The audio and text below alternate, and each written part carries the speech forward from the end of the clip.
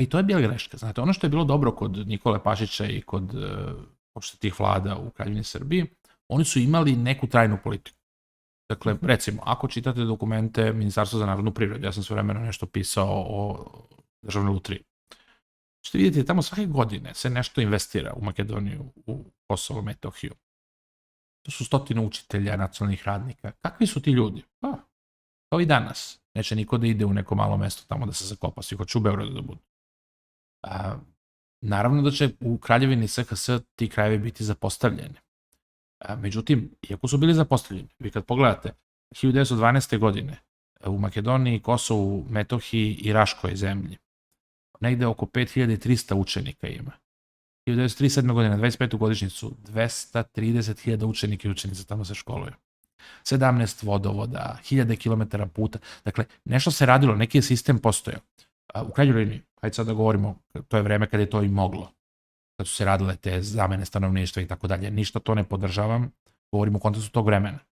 Srbi su dočekali 1912. godinu na istorijskom minimumu na Kosovo i Metohiji, bilo ih je oko 15%.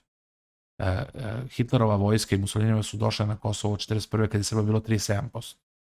Da nije bilo drugog rata, vjerojatno bi Srbi postali većina. Šta mi sada imamo od toga? Da, naravno, poznata je stvar da je ljudi oko Nikole Pašića su bili jako korumpirani, sin mu je bio korumpiran. Puniša Račić koji će učiniti tu strašnu grešku, to je više od zločina, to je greška. Što bi rekao predsjednik francuske vlade Talleyrand s jednim Napoleonovim ubistvom. Dakle, on je ubio poslanike Hrvatske i dao time opravdanje za sve. Dakle, to je srećni trenutak Ante Pavelića i svih ostalih ekstremista među Hrvatima. Međutim, taj Puniša Račić, on je stvorio imetak tako što je eksploatisao šume manastira Dečak. A neko sam onda dosetio da, pošto je on Vasojević, da ga proglasi za potomka Nemanjića. I onda su novine napisale da je on mošti svojih predaka oglodao dok je opljačkao te krajeve. Znači, to se radilo. Mi ne možemo da sakrijemo to. Međutim, u odnosu na, i to je ključno što moramo da gledamo, kakvi smo mi u odnosu na druge zemlje? Znači, naša razlika u odnosu na naše uzore i naše komšije je bila manja u vreme Nikole Pašića nego danas.